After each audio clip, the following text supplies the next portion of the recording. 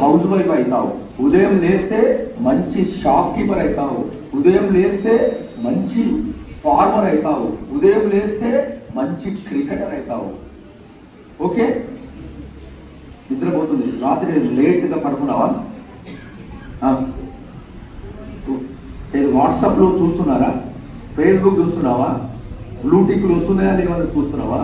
Good morning అని పెట్టినా లేదని చూస్తున్నావా? అవన్నీ ఏం కాదు. గుడ్ మార్నింగ్ పెట్టినా గుడ్ మార్నింగ్ పెట్టకుండా మనం దానికి టైం కేటాయిస్తున్నాము. కానీ ఒక ఫిజికల్ ఎక్సర్సైజ్ కానీ యోగా కానీ మీరు 3:30, 4 o'clock లేచినా మీ మెమొరీ ఎట్లుంటుందో చూడండి. కంపల్సరీ కామ్గా ఉంటుంది, అన్ని అంత శబ్దం ఉండదు, మంచిగా మీరు చదువుకుంది అంతా మైండ్లోకి వెళ్ళిపోతారు. వచ్చి చదువుకున్న తర్వాత ఏం చేశారంటే గ్రూప్ డిస్కషన్ చేయాలి, అడగాలి. ఇట్లా గ్రూప్ డిస్కషన్, ఒక 3-4 గ్రూప్ డిస్కషన్. గ్రూప్ డిస్కషన్ అంటే ఏంటి? ఒకరికొకరు క్వశ్చన్స్ అడుగుకోవాలి, డిస్కషన్ చేయాలి. అర్థమైందా? డిస్కషన్ చేయాలి. ఏదైనా ఒక రాయి, ఒక స్టోన్ ఉంటుందనుకో, ఒక రాక్ ఉంటుందనుకో, అది మనము శిల్పం కావాలంటే ఏం చేయాలి? రైట్ ఉన్నదంతా చెక్కేసేయాలి. ఆ చెక్కేసేస్తేనే ఒక శిల్పం అవుతుంది. దాని ఆ శిల్పాన్ని, ఒక రాయిని ఎవరు పూజించారు? ఒక శిల్పాన్ని పూజిస్తారు. అర్థమైతే? ఇవన్నీ కూడా చెడు హ్యాబిట్స్ అన్నీ కూడా మీరు అంత పైన చెక్కేసేయాలి.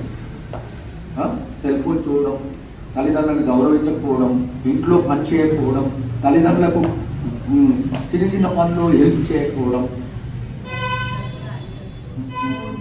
అదే cell phone. Late night sleep, అన్నీ ఆ పానీపూరి తినడం రోడ్డు మీద గట్టి, అందులో అన్నీ ఏవేవి ఉంటాయి పానీపూరిలో. మనకు బాగానే అనిపిస్తుంది, మరి లోపల అన్నీ కూడా వైటల్ ఆర్గాన్స్ కూడా ఇదైపోతున్నాయి. కాబట్టి మీరందరూ కూడా మంచి క్యారెక్టర్తో ఇందు నుంచి బయటకు వెళ్ళాలి, మంచిగా చదువుకోవాలి, మంచిగా దేశానికి ఉపయోగపడే విధంగా ఉండాలి.